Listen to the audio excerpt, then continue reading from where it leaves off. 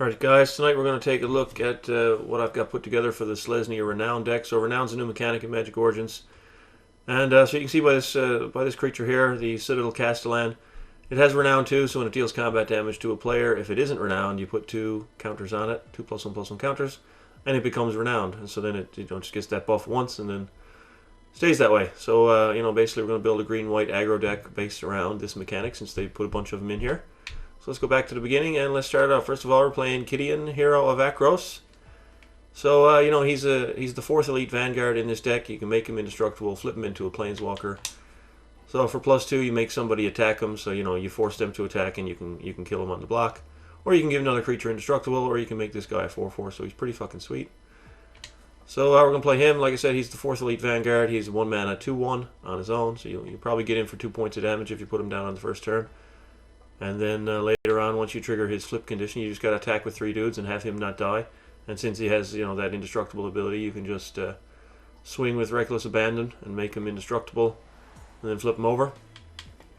We're gonna play the Sunblade Elf, 1-drop elf, 1/1. But if you have a Plains, which this deck will, he's a 2/2 for 1, which is good. And he, in the late game, he gives for 5 mana, he can give your board a team pump. It's expensive, but if we're going wide, we're gonna have a lot of dudes, so it's a nice option to have. I'm playing all 4 copies of Might of the Masses. This card has proven to be surprisingly good. When I first saw the pool, it looked okay, decent, obviously. But, in dedicated creature decks, it's been playing a lot better than I thought it would. So I've started at 3 copies, I'm all the way up to 4 now. I pretty much want to see that card every game, and I don't mind seeing a couple of them, that's for sure. So we're also going to play all 3 copies of Consul's Lieutenant. It's a little bit tougher on the mana cost, but this deck is mostly white, so I think we can handle it. 2/1 first strike, and it's got Renown 1. Plus, if you renown it, which is not too hard to do, considering that she has the first strike, and a lot of people won't want to block it. The Perilous Mirror, obviously is going to be able to kill it, but that can kill any 2-drop in this deck. So, what are you going to do there? You trade off your 2-drop for theirs and get it out of the way. But if you do renown it, then all of a sudden, whenever you attack with this thing, it's another buff for your entire team that doesn't cost you any mana. So the upside is high with this one. Topin Freeblade is an amazing 2-drop. 2/2 Vigilance on its own is already good. But, you make it a 3/3 Vigilance. If you get to hit with it, then it's pretty strong. Undercity Troll. Again, another very good card that I've played in Simic. I'm really impressed with this guy. Just another 2/2 Renown 1 dude. But he's got the Regenerate built in. So, this guy's got the Vigilance. This guy's got the team buff in the first strike. This guy's got the Regeneration. So, all really good cards, and this is another card that's been playing really, really well for me. It's 2 mana, give your creature +1/+1, and whenever it attacks, tap target creature defending player control. So you put down a Renown dude, you slap this on it, and just let your Renown dudes actually connect and trigger their Renowns. So tapping their guys down is really powerful. I'm going to play 2 copies of Rin Wingmare, 2/1 flyer for 3 mana, but it taxes the opponent's removal, so all of a sudden their Languish costs 5 mana instead of 4. So taxing your opponent's spells is always pretty strong. So I'm going to give this guy a shot. I haven't drawn him yet. He's only 2 copies, but he does have evasion and a couple of power plus that ability. So I think he's worth a test. And like I said, I haven't drawn him. So he does tax your grasps, make him cost 3, and he does tax your mites, make him cost 2. But that's only 8 spells in the whole deck. So for the other 28, he doesn't have any effect. So I think he's worth a test. We'll see how he plays. Citadel Castellan, that's one we showed you. 2/3 Vigilant for 3 mana, which is already pretty decent. But it has Renown 2 and not Renown 1 like a lot of the other creatures. So if you hit the opponent with this thing, it becomes a 4/5 Vigilant, which is pretty big. And we're going to play the Archangel of Ties. A little bit rough on the mana cost. And it still dies to Reeve Soul. Unfortunately, it only has 3 power. But it's just such a powerful card that it's kind of hard not to put it in here because, again, it's a taxing effect on your opponent's ability to attack and block. So, can really fuck them up. Especially if they got to pay more for their spells, they're going to have less mana available to pay for their attackers and blockers. So, it's a mythic, can only play 1. But it's definitely worth a slot here. Then we got Gideon's Irregulars, 4 mana, 4/3 Renown 1. But that ability is really, really good. It's really white intensive, so in a dual color deck, we're probably not going to be activating that twice per turn until the later game. But even if you just activate it once and have a grasp of the Hieromancer, it's pretty difficult for you to lose. If you got even just a couple of creatures on board, you tap your opponent's board down and just beat him in the face. So Seems pretty good. I'm going to play one Hix's Prison Warden. He's a legendary and he's a 5-drop. So, you know, he's a 5-mana 4/4 flash, which is the reason I'm playing him. You can just flash him in and kill something. Or you can just flash him in at end step and basically get a 4/4 haste. So he's very versatile, and also, you know, he can take care of your opponent's board if they're not going to kill you with all that damage. Then he'll exile all the dudes. You gotta time them right. You gotta cast them after their attack has been declared, but before the damage step, if you want to hit them with the exile.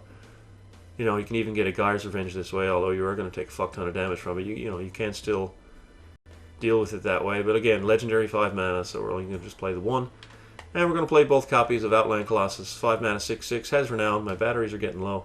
Can't wait for them to die during gameplay and have me miss a trigger or something. So let's be like Kramer and live on the edge here. Let's run the tank right to E and see how it plays out. So yeah, he's a 6/6 for 5, Renown 6. So if he hits the player, he becomes a 12/12. And they can't gang block them, so I mean, pretty much they're just going to have to sacrifice a creature in order to keep you from hitting with it, which is fine. You know, that's cool.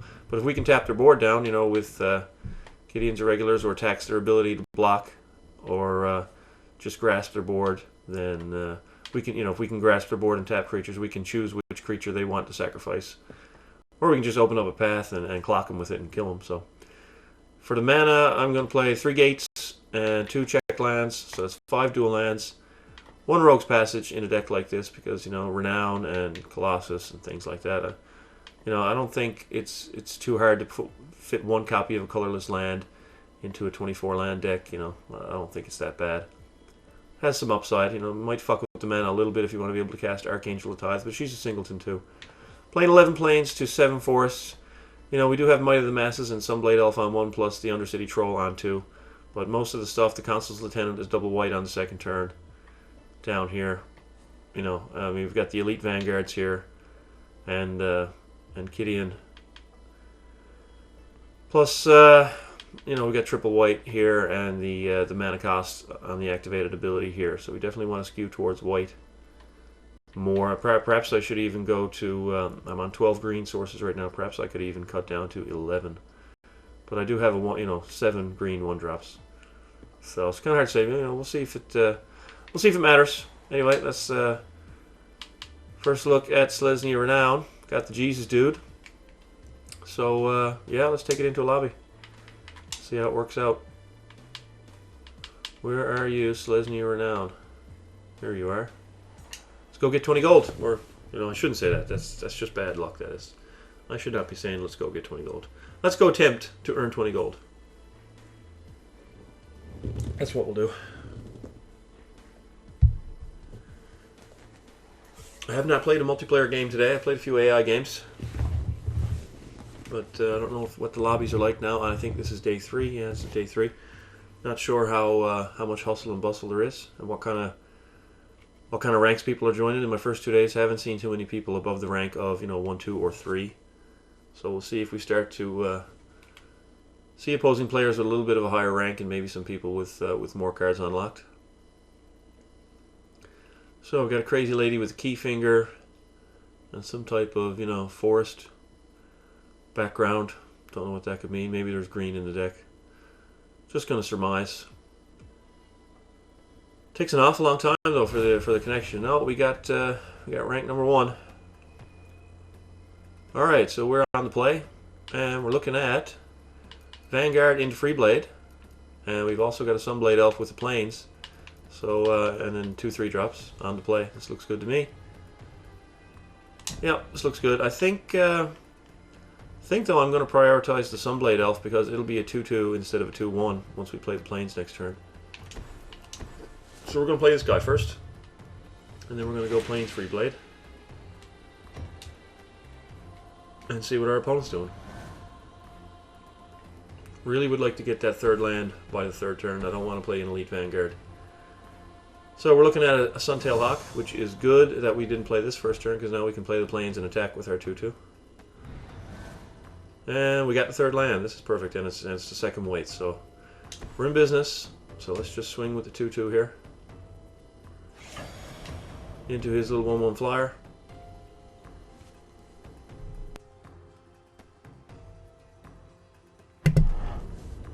And let's drop a free blade on him. 2/2 vigilance. And here we go. Let's see. Let's Suntail Hawk into. Is he playing mono white? Is he playing another color? These are the questions that we need to have answered.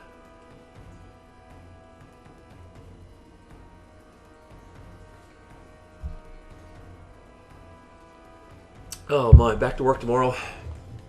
Quick vacation, 2 weeks. He's got a Sunblade Elf of his own. So that's a little bit annoying. I'm still going to attack though, see if he wants to trade with my free blade or my elf. And if we get a Might of the Masses, we can save ours. We'll see if it comes off the top though. It is a Consul's Lieutenant. I don't know if I should play that or not. I think I want to go down this road though. So let's just swing with both here. You know, if he trades elf for elf, I'm fine. If he trades elf for free blade, I'm not quite so fine, but you know, we got to get that elf off the table. And we've got the Castellan follow-up. Not going to play this. Seems like he's playing a creature deck, so I don't think that's going to hurt him too much. So let's just offer it up. Yeah, he is going to trade 1 drop for 2 drop. I mean, that's it's fairly obvious, but we got to get it off the table. And now we'll get the Castellan in play, because if we can get this thing renowned, that's going to be pretty good, and it's more efficient on the mana. So now though, with Consul's Lieutenant, we can't play that and the Vanguard on the same turn, or the Wingmare. I mean, by the time we get to 5, obviously, oh, he's got another fucking Sunblade Elf. So now he can double block the Castellan, and I can only get the 1 kill out of it, and he's got a Peerless Mirror too. Oh fuck. That fucking sucks. We could use Grasp of the Hieromancer here. Definitely could use a Grasp. Or Might. Might of the Masses would be good. I mean, Consul's Lieutenant is probably, you know, going to be what we're going to play next, and get rid of that fucking mirror. Alright, so he's coming in the air for 1. And we're looking at another land, so now we can play Lieutenant and Vanguard in the same turn. So he can just straight up trade a mirror for this, which I'm not too pleased about that. So I'm not going to be attacking this turn. I could swing with the elf. You know, he could trade with his elf or with his mirror, but I'm not going to do that. You know, if I rip a 5th land, I'll have this ability, which changes the math. So let's just put down this guy and this guy. And pass it over to him. And yeah, if we rip that 5th land, then, you know, all of a sudden we've got the team pump available. Let's see, we're looking at a Razorfoot Griffin, 2/2 first striking flyer for 4. First strike is a little bit annoying. And we got the land. We have the activated ability available to us. So if he blocks his first striker on my first striker, they will trade even if I pump. If he blocks the Peerless Mirror here and sends the 2 at it, then when I pump, it won't die. If he blocks here with his elf and I pump, they'll still trade. So it looks like I'll likely keep my elf and my Castellan. So I mean, he might do some double blocks or something, but I'm just going to come at him and see how he blocks here since I've got this ability open.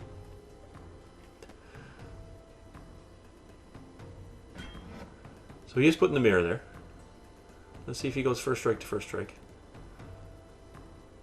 which is what I would expect.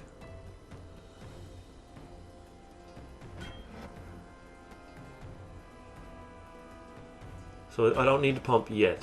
So here I have to pump pre-combat. Alright. Now that my elf is in danger of dying. So I think he made some bad blocks there. So we're going to pump now.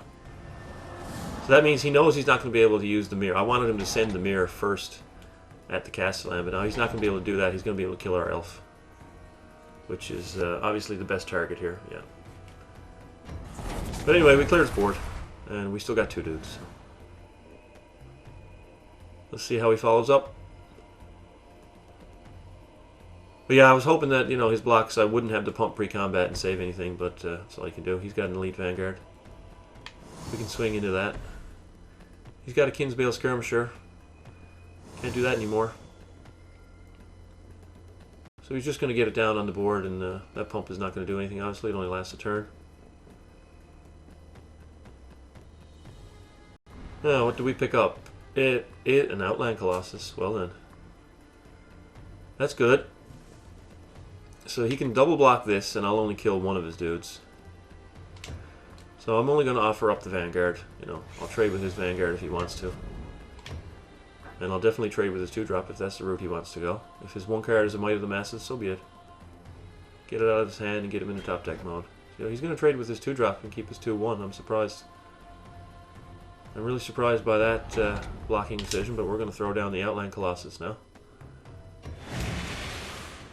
So there's that.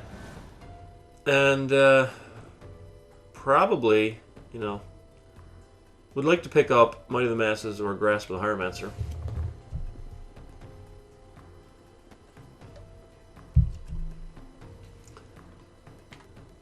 But we'll see. See what he follows up with. 6/6 is a big dude and he can't gang block it, so I'll swing. He'll have to sacrifice a creature essentially, or give me a 12/12. And if we pick up a Rogue's Passage, we can make anything unblockable on the same turn because we can activate it. So he's going to put a Nimbus Wings, or he has one in his hand. He's going to put down the Razorfoot Griffin, but he can't cast the Wings. We know that's his last card.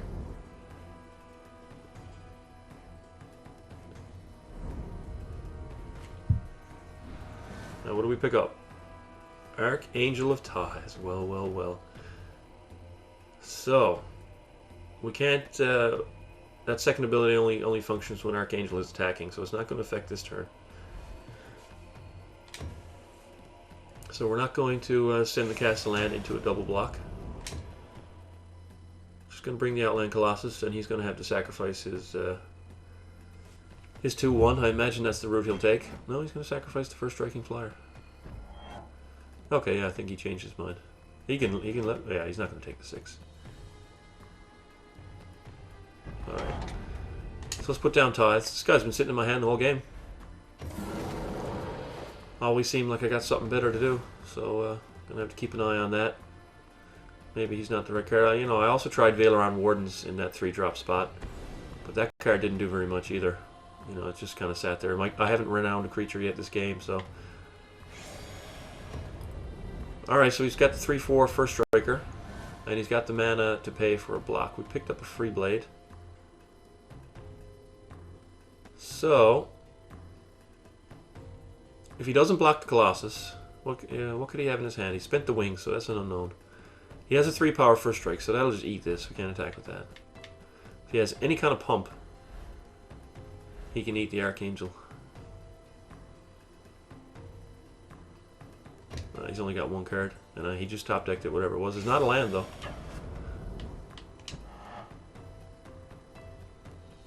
I mean, if he eats the Castellan, then he's taking 9. And I'm getting Renown. So yeah, I'll just bring it anyway. I got 2 more dudes in my hand. I can cast them both. So I can rebuild. If he just wants to eat that, take 9, and let me Renown, that's alright. He has to pay 1 mana to block. So that could fuck up his plans, depending on what that card is in his hand.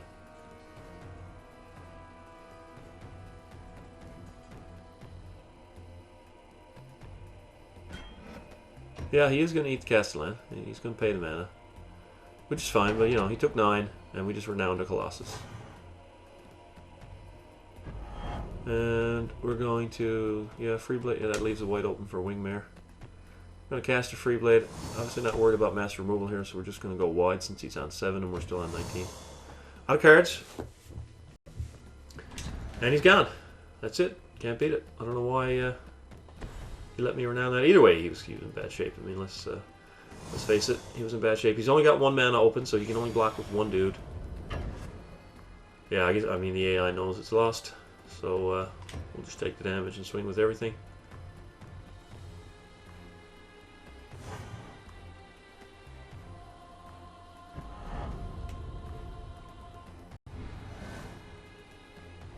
There are the irregulars. Don't need them though. Bring the pain. He's going to have to block the 12-12, but he still takes 7. Okay. Doesn't matter. Either way, it's all good. Thank you, Jesus. There we go, ticking up. Rank 28, that's my number. Alright, let's get one more game. Up to 20 minutes already. Yo, Jesus. And let's try this one again. Yeah, definitely gonna have to keep an eye on that wing mirror. Very much an experimental card. But we'll see. Maybe, I don't know, maybe Valoran Wardens does go back in. I mean, the deck doesn't have any card draw. But, you know, it's one of those cards where if you're renowning dudes, you're probably doing well already. And it's a 3-mana 1/3. But it has Renown too. It becomes a 3/5. So I mean, obviously, if you actually Renown itself, you turn your 1/3 into a 3/5 draw card, with some upside if you Renown any other guys. But you know, I already played a few games with it, and I never drew a card off it. So I wanted to try something different. But then again, Wingmare didn't look too hot.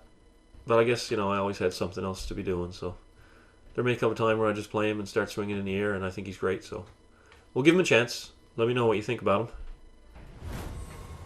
Alright, rank 2, first Spartan. We are on the play. We've got Gate. Yeah, so we're not going to be able to play this Vanguard because I want to get Freeblade down. And then if we get that third land, we can Grasp and still play out the Vanguard. So I don't know, let's turn to Freeblade with Grasp back up to Renown it. And make it a 4/4 Vigilance that taps a dude when it attacks. So that's a strong start. So we're looking at a Dimir Guildgate from the opponent.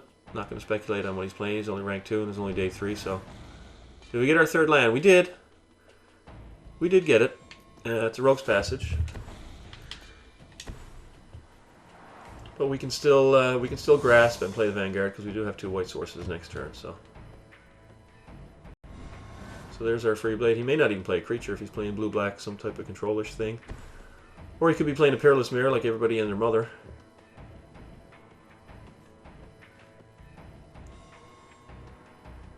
But he's not, so now that means, do I Grasp now? Excuse me, I'm not going to show him the Rogue's Passage just yet. I think this will be a Wingmare turn. Because if he's playing some type of control nonsense, then, you know, that's going to be bad for him having that tax. So yeah, we get to Renown it. We got a 3/3 Vigilance. Now let's put this guy in play. 2/1 flyer. And if he had a Telling Time there, he would have had to cast it in response to Wingmare resolving, because once it resolves, his Telling Time all of a sudden costs 3 mana. So now we're looking at another swamp. Are we going to see Murky Lurky? Let's find out. There's the old Murklurker, yeah. So I'm going to put this Grasp up here on the flyer because it's more likely that the flyer gets to attack every single turn. But, on the other hand, well, we got another Grasp. On the other hand, he's got Reef Soul. We know he's got Reef Soul. So if I put Grasp on the ground dude, I put it up to 4 power. And that takes it out of Reef Soul range. So actually, that's what I'm going to do. I'm going to Grasp here. And then we're going to swing. Tap down the Murklurker. Now we're also living in fear of Languish here.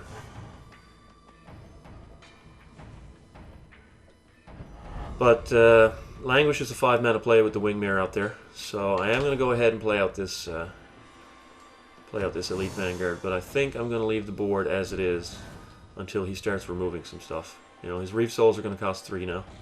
Can't hit the Freeblade on the ground with the enchantment on it. He's got another Gate. He's got a Bone Splinters, so well that'll do it. That'll get rid of our 4/4. But it takes his Murky Lurky, so that's 2 for 2.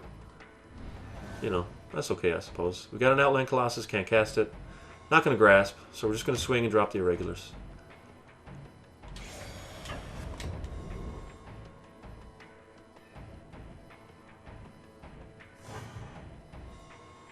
And his Languish is still a 5-mana play, so if he does have the land and the Languish, then he got us. But he's on 8, and I want to, basically if he doesn't do anything, if he taps out for some nonsense that isn't Languish, he's probably dead. He's going to have to play multiple creatures here because I've got the Grasp. Or he's going to have to Languish. Or, just cast multiple removal spells, but he's Grave Digging. So he's probably dead. It's very likely that he's dead. If he doesn't do anything else, we just Grasp. Actually, we don't need to Grasp. We can activate the Irregulars and hit him for 8. So rather than spend a card, let's just tap it down. Good thing about the Irregulars, their ability can be activated at instant speed. We picked up Might of the Masses too, which is good. +3. This is giant growth right now with 3 dudes on the board. So there we go. Let's get in for 8. We will trigger Renown on the Gideon's Irregulars, but we're going to win the game with that trigger on the stack. But yeah, you can you can use the Irregulars ability on your opponent's turn. It's instant speed. So I mean, the best way to do it is tap a creature on your opponent's turn, and then it stays tapped for the full turn cycle rather than only half of it. I mean, obviously do it on your turn if you're going to win, but if you can't win that combat, probably just pass the turn is the way to go, and do the tapping on your opponent's turn so he doesn't get to attack, and then you still get to swing past it. All right, guys, that's 26 minutes. It's Sunday night. I'm back to work tomorrow. It's really late. Not sure what time it is. Yeah, it's 11 o'clock. Batteries didn't die, although they're firmly in the red there. So yeah, we'll see you for another deck tomorrow. Thanks for watching, and see you then.